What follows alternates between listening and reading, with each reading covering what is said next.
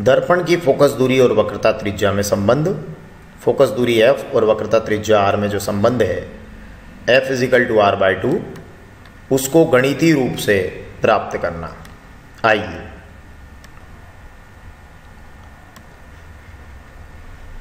दर्पण में फोकस दूरी और वक्रता त्रिज्या में संबंध के लिए सबसे पहले हम एक अवतल गोलीय दर्पण ले लेते हैं।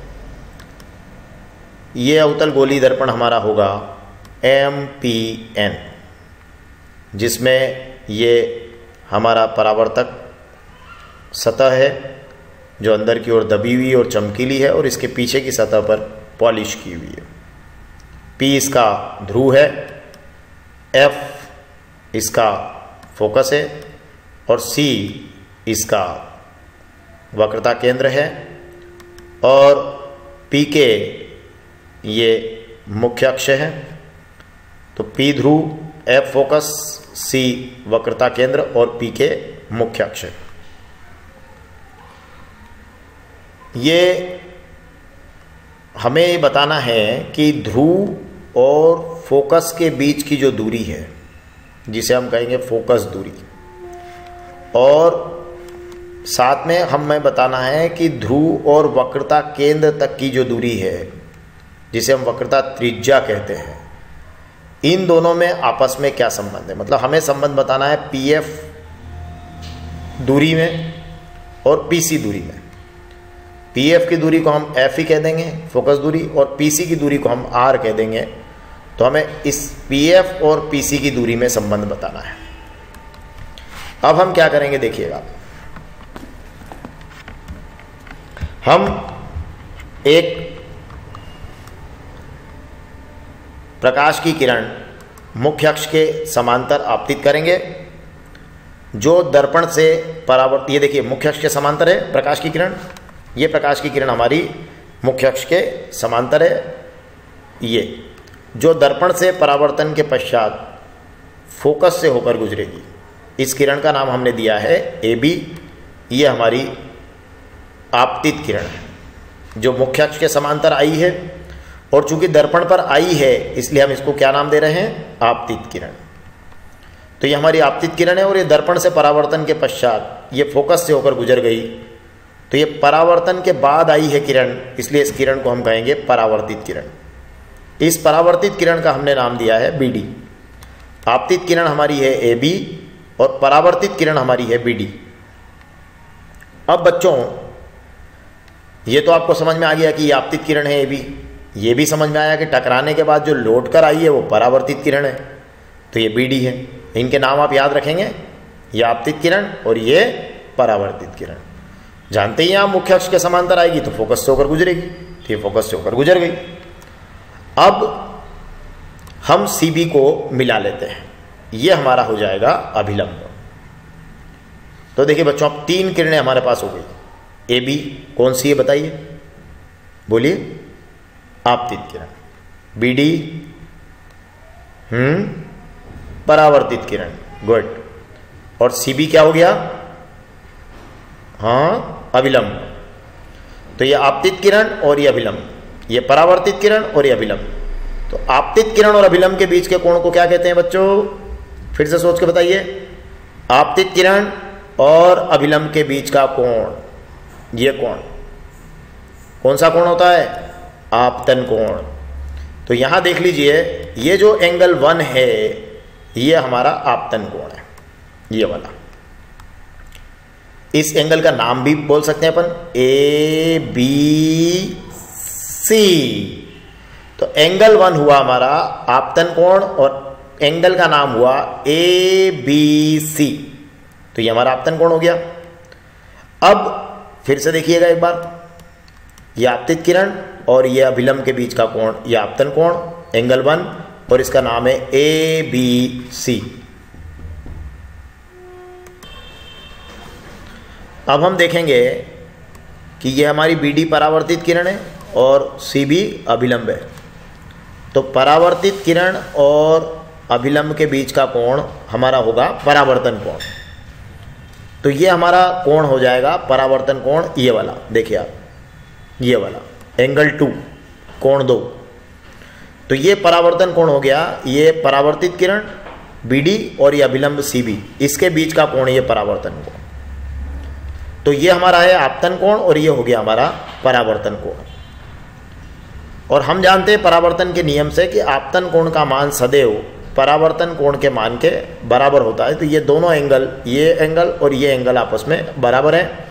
तो आपतन कोण का मान क्या है और परावर्तन कोण का मान क्या है, दोनों आपस में बराबर है। इनका नाम बोल दीजिए आपतन कोण का, एंगल ABC, और परावर्तन कोण का नाम बोल दीजिए एंगल CBF।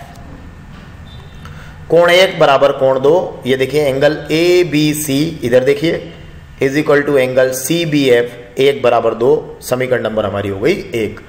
तो बच्चों आपतन कोण बराबर परावर्तन कोण से हम समीकरण नंबर 1 हमारी तैयार कर लेंगे, जिसमें हमारा कोण 1 और कोण 2 आपस में बराबर हो जाएंगे।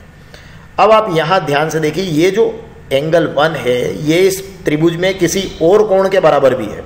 जरा देखकर बताइए, 1 और 2 तो बराबर है ही, पर एक किसी और के बराबर भी है।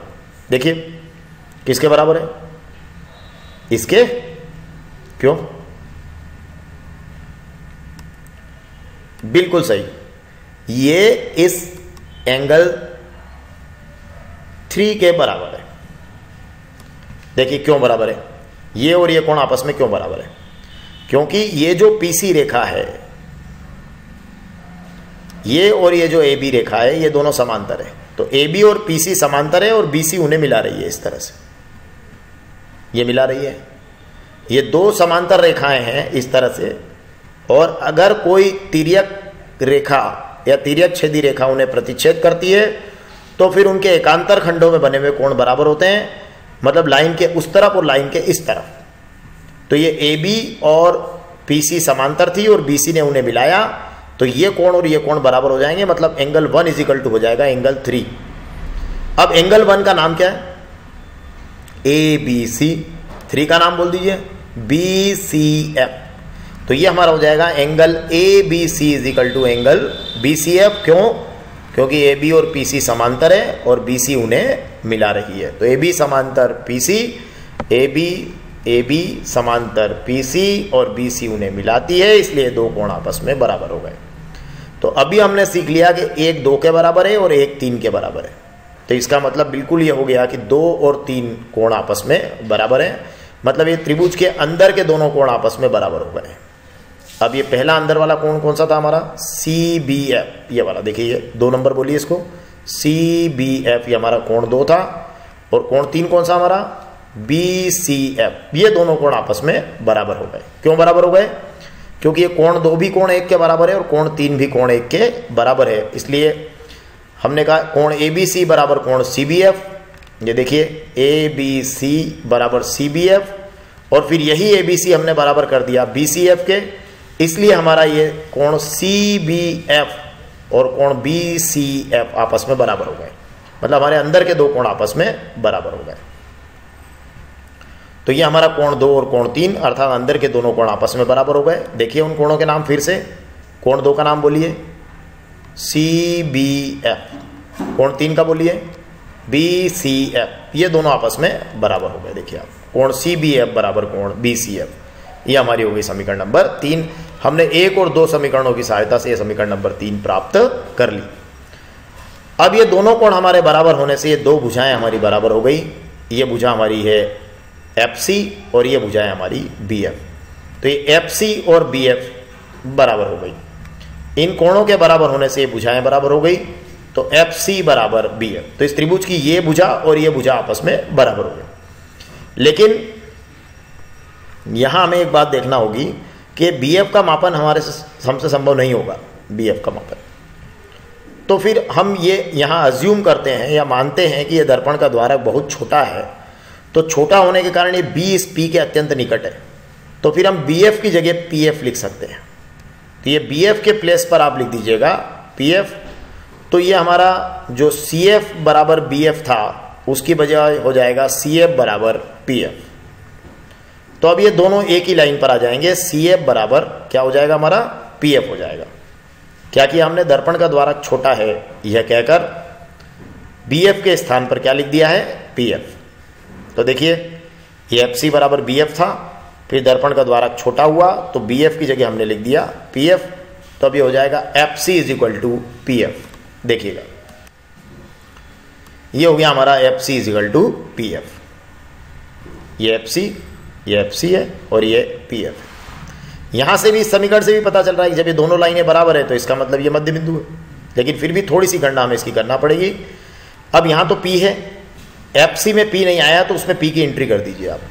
तो पी की एंट्री कैसे करेंगे देखिए एफ सी में, क्योंकि दूरियां सारी हम पी से नापेंगे और पी से लेफ्ट की तरफ सारी दूरियां हमारी नेगेटिव होगी चिन्ह परिपाटी के अनुसार।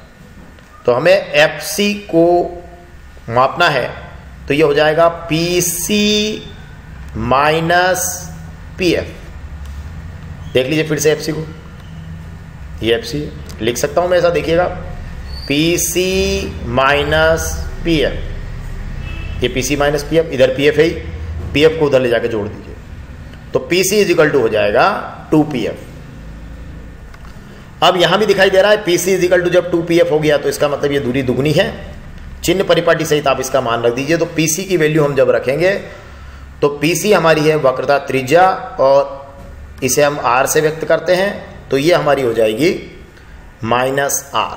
तो ये पी से सी तक की दूरी हमारी वक्रता त्रिज्या है, क्योंकि पी ध्रुव है और सी वक्रता केंद्र है। तो ध्रुव से वक्रता केंद्र तक की दूरी कहलाती है वक्रता त्रिज्या, इसे हम माइनस आर से व्यक्त कर देंगे। माइनस आर से व्यक्त करते हैं, और माइनस क्यों लगाया, क्योंकि ये ध्रुव से लेफ्ट की ओर की दूरी हम सब माइनस मानते हैं, तो ये माइनस आर हो गया।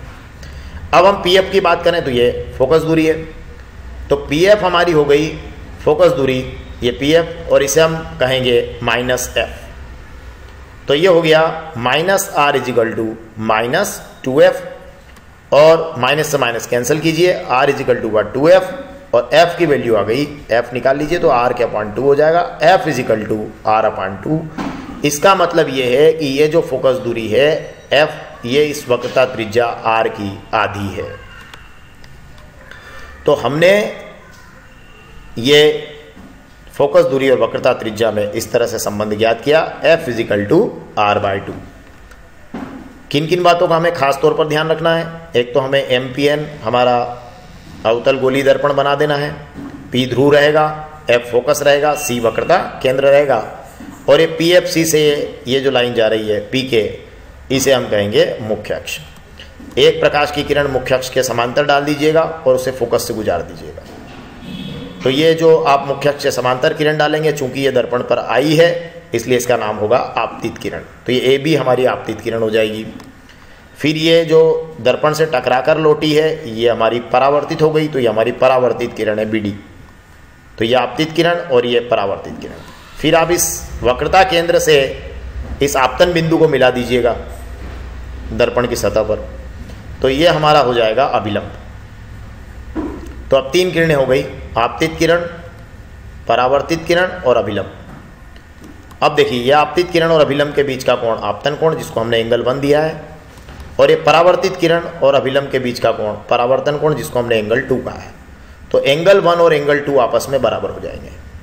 इनके हमें सिर्फ नाम बोलना सीखना है, इसका नाम है ABC और इसका नाम है CBF। तो ये दोनों कोण आपस में बराबर हो गए, 1 और 2। क्यों? परावर्तन के नियम से आपतन कोण का मान सदैव परावर्तन कोण के मान के बराबर होता है, तो 1 और 2 आपस में बराबर हो गए। अब आप ध्यान से देखिए, आप ये जो एंगल 1 है ये एंगल 3 के भी बराबर है। क्यों? क्योंकि ये PC देखिए आप, ये PC और ये AB को देखिए, दोनों एक दूसरे के समांतर है, और ये BC उन्हें मिला रही है, ये BC उन्हें मिला रही है, तो इसका मतलब ये यहाँ लाइन के ऊपर और यहाँ लाइन के नीचे ये दोनों कोण बराबर होंगे। तो 1 और 3 भी बराबर हो गए।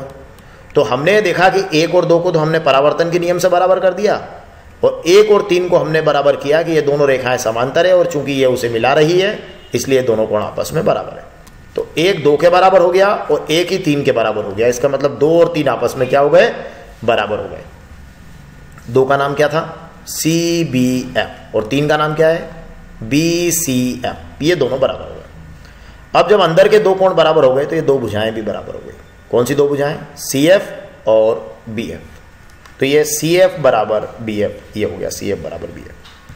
अब हम कहेंगे कि दर्पण का द्वारक छोटा है, चूंकि ये दूरी हम नाप नहीं पाएंगे BF, तो दर्पण का द्वारक छोटा करके ऐसा करेंगे कि दर्पण का द्वारक छोटा होगा तो ये बी और पी अत्यंत निकट आ जाएंगे, तो हम बी एफ की जगह लिख सकते हैं पी एफ, तो हम बी एफ की जगह लिख देंगे पी एफ, तो ये हो जाएगा सी एफ बराबर पी एफ। अब ये सी एफ की जो दूरी है इसे भी ध्रुव से कर दीजिए, जोड़ दीजिए, अर्थात ध्रुव से नाप लीजिए, तो ये हो जाएगा P C minus P F, तो ये P C minus P F हो गया सी एफ का मान, और ये पी एफ है, ये पी एफ इधर ले जाकर जोड़ दीजिए, तो P C is equal to 2pf। अब पी सी की वैल्यू है माइनस आर, ये माइनस आर, और पी एफ की वैल्यू है माइनस एफ, तो ये माइनस 2f हुआ, माइनस से minus cancel, r is equal to 2f, f is equal to r/2, अर्थात फोकस दूरी वक्रता त्रिज्या की आधी होती है, या हम कह सकते हैं वक्रता त्रिज्या फोकस दूरी की दुगनी होती है।